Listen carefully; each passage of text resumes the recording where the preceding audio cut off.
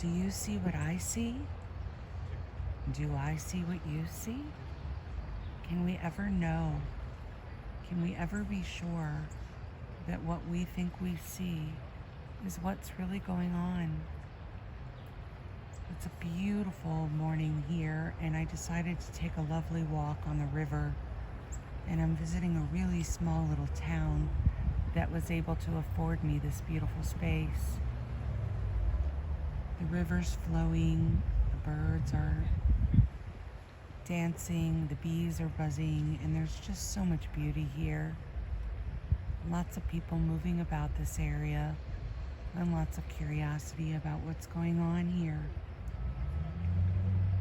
I have my tripod set up, and people are always fascinated when they see that. What's she doing? What's that silly lady doing out here in the middle of this beautiful spot with her camera? I'm sharing it with you guys. I'm sharing this moment with you because I felt like you might have needed a little something to open you up today and get you to look at things a little bit differently.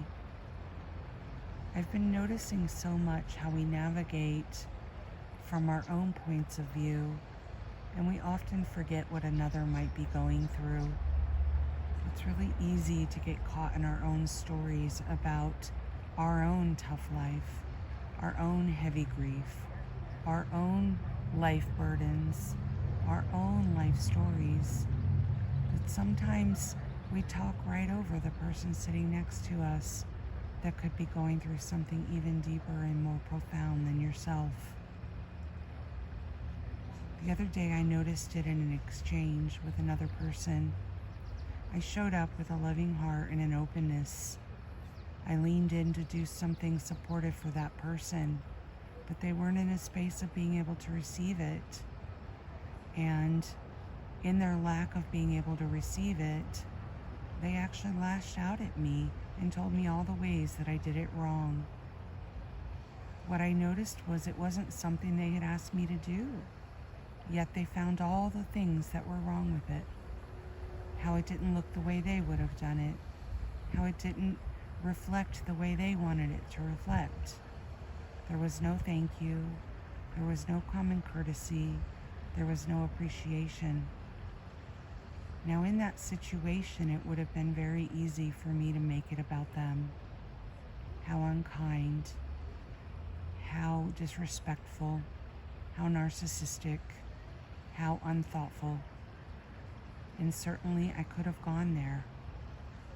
But what I feel so grateful about today is that where I went instead was finding that within me, that lack of gratitude, that inability to appreciate this moment that arose so perfectly. Even as I'm recording this right now, there's a couple standing on the bridge to my right. They're obviously having a discussion about someone else.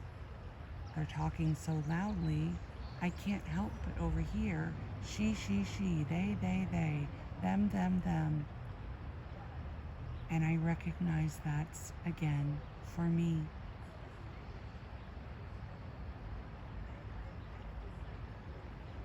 I'm going to be quiet for a minute so you can maybe hear the background sounds. We find others that will validate our suffering. We find others that will commiserate with us. We find others that will tell us our position is the right one. Of course we're going to find those others. We can collectively band together and point fingers at other people, and that will feel good in the moment. Look at me, I've got it figured out. I know a better way. Oh, so sad for them. I even had someone say to me a couple weeks ago, I pity them. Ouch. Ouch, ouch, ouch. I love doing the I remember when technique. I think it comes from Neville Goddard originally, but I'm not sure. All of this comes from the same place. And the technique goes like this. when we hear something out here in the 3D that we remember once being judgmental, accusational, commiserating, all of those stories, it's so easy to get caught up in finding others that will join us there. But it feels so much better in this moment to just say, I remember when that was the way that I used to see the world. I remember when talking about them gave me some relief. I remember when I felt like I had support and everyone band together to tell me they saw the same illusion I was seeing. And to step even further, I remember when I felt so powerful because I could see through their bullshit. The greatest gift is self-accountability.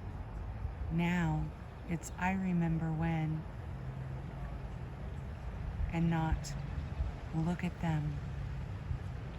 Here I am being that, and being grateful that that is no longer a part of my story. I don't judge them in it. I take a moment to clear that energy for them. Right now, as I'm sitting here and this couple continues over 45 minutes to belabor something, all I can send them is love and support and honor and hope that they find a deepening in their own heart to recognize that we're doing the best that we can and everyone else is too. If this comes into your play, it's not about them. It's never been about them. Time and time again, it's been about you finding space to meet you so that you can let go of the story that they've done anything at all wrong at all. I am so sorry for thinking that anyone could feel anything but love for another. Please forgive me for thinking that anyone moves through life from this place of judgment and pity, from this place of having figured it out and risen above it, from this place of being free from misery, yet still shining a light on it. Thank you for bringing this exact exchange into my beautiful, tranquil moment. When I arrived here, I had this whole space to myself. As soon as I sat up and sat down, the silence turned into complaining, echoing in my background. And that complaining was exactly what I needed to hear right now. So thank you. Thank you for that. And I love you. I love you for this exact moment, this exact exchange, this exact ability to be resilient and know my heart is always expanding into beauty and truth.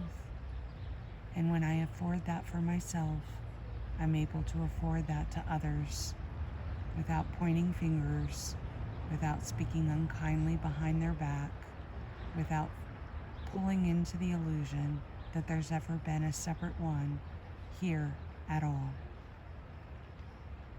So much love from this space to you. Until next time.